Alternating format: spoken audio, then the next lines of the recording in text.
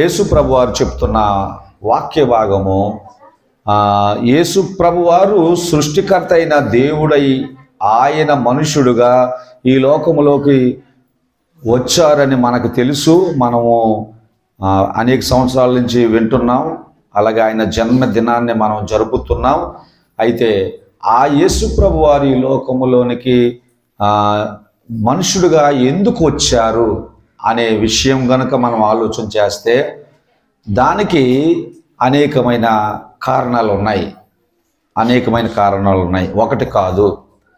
ఎందుకు అనేకమైన కారణాలు ఉన్నాయని నేను అంటున్నానంటే, ఆ యేసుక్రీస్తు అంటే ఆ సృష్టికర్త అయిన దేవుడు చాలా సంవత్సరాలు భూమి మీద ఉన్న మనుషులతో పరలోకం కోసం బోధించిన సంఘటనలు, చాలామంది ప్రవక్తలను వాడుకోవడం అనేది జరిగింది. అందుకోసం అనేకమైన కారణాలని చెప్తున్నాను.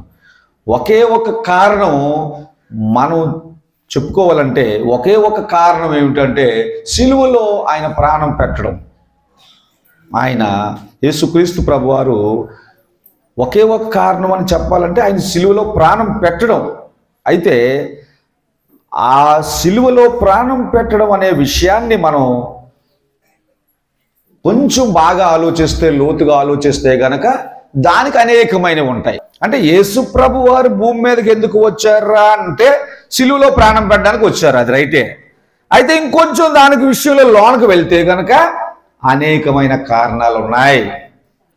అలాగే ఈరోజు యేసుక్రీస్తు ప్రభు వారు మనుషుడుగా ఈ లోకానికి వచ్చిన కారణాల్లో యేసయ్య చెప్తున్న కారణం ఏమిటంటే, సహోదరులారా, లోకంలో ఉన్న మనుషులు చూచివారు ఏమండి చూడకూడదు, చూడని వారు చూడాలి అనే ఈ మాట కోసం మనం ఆలోచిస్తే యేసుప్రభు వారు చెప్తున్నారు, అనే తీర్పు లోకములో నెరవేరు నిమిత్తము నేను ఈ లోకానికి వచ్చి తిని. సృష్టికర్త అయిన దేవుడు పరలోకములో అత్యున్నత సింహాసనం మీద ఆసీనులై ఉండి పరిపాలించవలసిన ఆ దేవుడు భూమి మీద మనుషుల దగ్గరికి, మనుషులతో బ్రతకడానికి, మనుషుల్లో మనుషుడుగా ఎందుకు జన్మించారు అని మనం ఆలోచిస్తే ఈరోజు దేవుడు చెప్తున్న మాట ఏమిటంటే, ప్రియులారా, చూడని వారు చూడడానికి, చూచేవారు. మొదటి మాట బాగానే ఉంది ఏమండి, చూడని వారు చూడడానికంటే పర్లేదు, సంతోషమే, డబ్బులు లేకుండా ఆపరేషన్ అయిపోతుంది, పచ్చం లేకుండా, గుట్ట కట్టుకోకుండా కంటికి బాగానే ఉంటుంది. కానీ ఇంకో మాట ఏంటుంది, చూచువారు గుడ్డివారు. ఇది బాగోలేదు ఏమండి, ఇది బాగోలేదు. సౌండ్లు ఇంకా బాగా వస్తున్నాయి. దేవునికి స్తోత్రం. వస్తానే ఉంటాయి సౌండ్లు, పండగ కదా, పండగ సౌండ్లు వస్తుంటాయి. చూచేవారు గుడ్డివారు కావడం కోసం యేసయ్య ఈ లోకానికి వచ్చారట.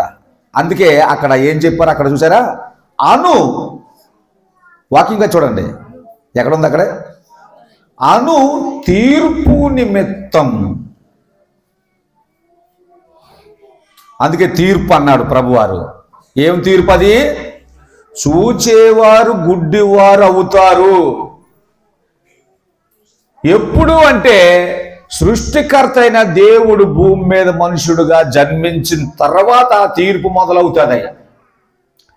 ఆయన సృష్టికర్త అయిన దేవుడు ఆకాశంలో ఉన్నంత కాలం భూమి మీద ఉన్న మనుషులందరూ చూసేవారు చూస్తున్నారు, చూడని వారు గుడ్డివారుగా ఉండిపోతున్నారు. ఇది మనుషుల యొక్క తీర్పు, మనుషుల యొక్క పరిపాలన, మనుషుల యొక్క ఉద్దేశం, మనుషుల యొక్క అధికారం, మనుషుల యొక్క దౌర్జన్యం, మనుషుల యొక్క తెలివితేటలు, మనుషుల యొక్క బలం వల్ల అలాగే జరుగుతుంది. చూసేవారు చూస్తున్నారు, చూడవారు గుడ్డివారుగానే ఉండిపోతున్నారు. కానీ సృష్టికర్త అయిన దేవుడే మనుషుడుగా ఈ లోకంలో జన్మించడం వల్ల జరిగే మార్పు ఏమిటి అంటే, చూసేవారు గుడ్డివారు అవుతారు, చూడని వారు చూసేవారు అవుతారు, కళ్ళు కలిగిన వారు అవుతారు. దేవునికి స్తోత్రం.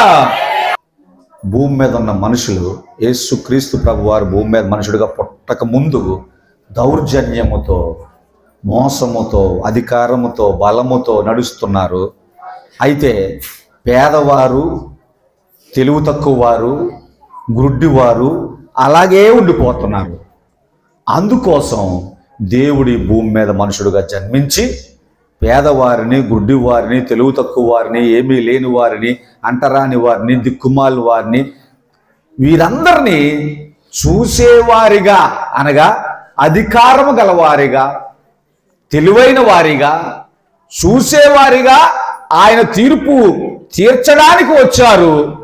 అయితే ఆ తీర్పులో అప్పటి వరకు చూస్తున్న వారు అనగా తెలివైన వారు, ధనవంతులు, బలము కలిగిన వారు ఏమవుతారు? గుడ్డి వారు అవుతారంట. అర్థం అది. దేవుడు గనక తీర్పు తీర్చడం మొదలు పెడితే చూస్తున్న వారందరూ గుడ్డి వారు అవక తప్పదు. అనగా వారి అధికారం వారి చేతుల్లోంచి పోతుంది.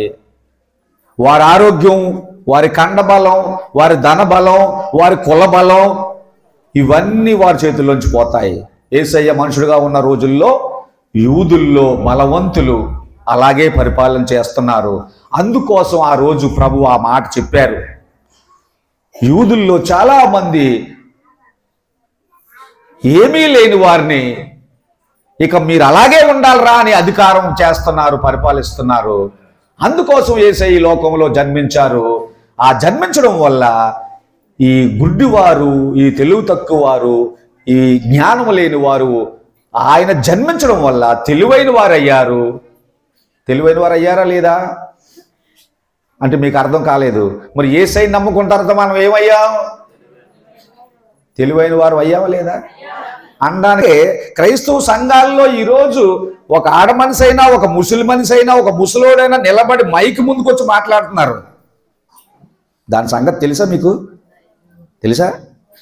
మామూలుగా ఎవరికైనా ఇవ్వండి, చర్చికి రావడానికి ఎవరికైనా మైక్ ఇవ్వండి, మాట్లాడమని ఇవ్వండి. క్రైస్తవ సంఘాల్లో ముసలోళ్ళు నిలబడి బాలో అంటున్నారుగా నిలబడి. ఎలా వచ్చింది అది? యేసయ్య ఈ భూమి మీద మనుషుడుగా పుట్టడం వల్ల. అర్థమైందా? దేవునికి స్తోత్రం. ఇప్పుడు జరుగుతుంది. యేసయ్య భూమి మీద పుట్టిన తర్వాత కూడా జరిగింది ప్రియులారా. అందుకోసం యేసయ్య ఈ భూమి మీద జన్మించారు. మంచిదేనంటారా? సంతోషమేనా? అందుకే పండగ అన్నమాట. అందుకే సంతోషం, అందుకే పండగ.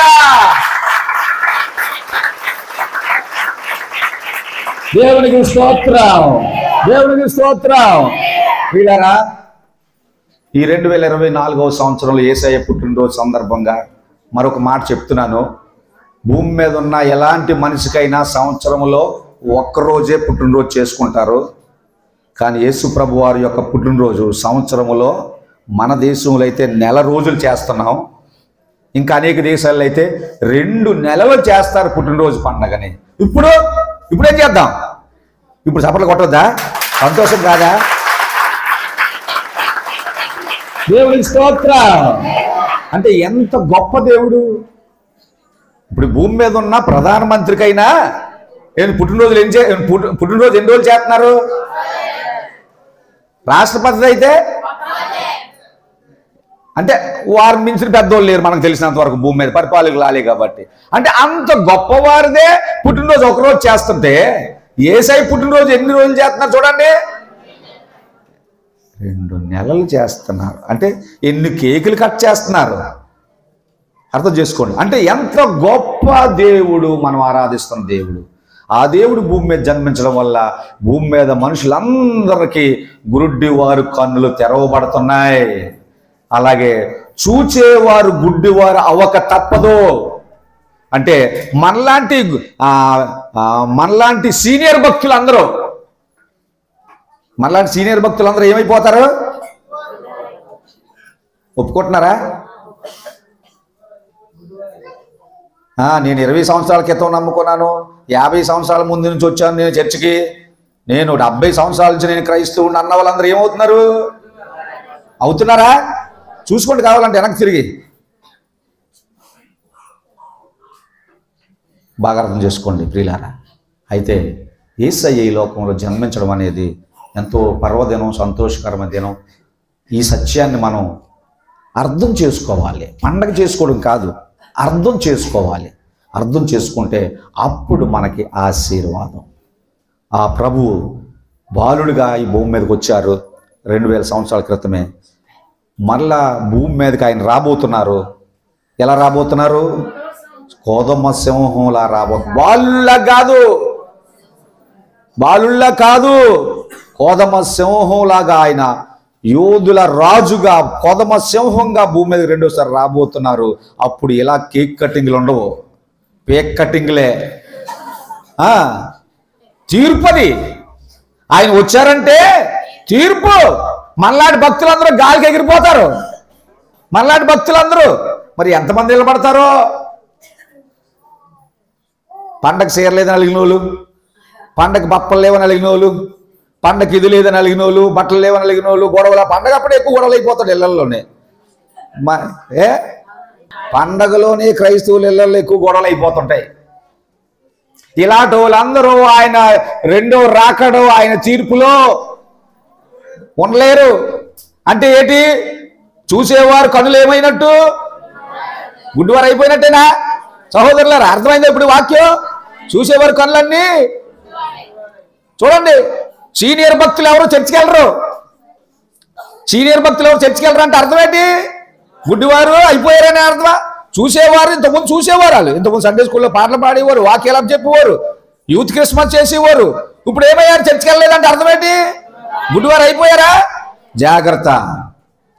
మనం గుడ్డివారం అయిపోకుండా జాగ్రత్త పడండి. వాక్యం నెరవేరుతుందా? యేసయ్య చెప్తున్న వాక్యం నెరవేరుతుందా? అనేక చోట్ల నెరవేరుతుంది. చాలామంది క్రైస్తవులు చర్చిలకు వెళ్ళరు అంటే వారు గుడ్డివారు అయిపోయారు. మనం గుడ్డివారం అవ్వకుండా జాగ్రత్త పడండి. ఇలా చెప్పాలంటే ఎన్నో విషయాలు ఉన్నాయి వాక్యం కోసం, కానీ ఇంతటితో నేను ముగించేస్తున్నాను. ప్రభు రెండోసారి వస్తున్నారు. ఆ రాకడ మనం సిద్ధపడాలి.